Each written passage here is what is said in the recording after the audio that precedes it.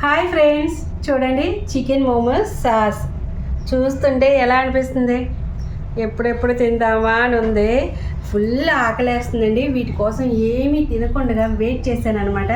ఇప్పుడు తినేద్దాం మనం అయితే. చూడండి అసలు ఎంత బాగుందో. సాస్ చూడండి ఏమి కలర్ఫుల్గా ఉందో. ఇలా ముంచుకొని చక్కగా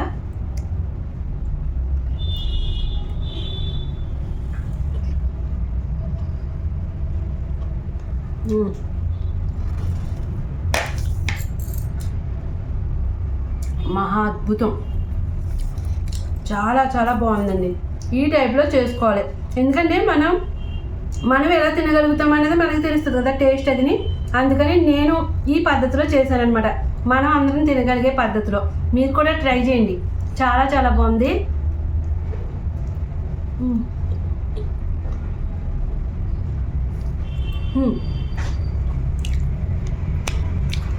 చెప్పు, సూపర్ సూపర్ సూపర్ టేస్ట్.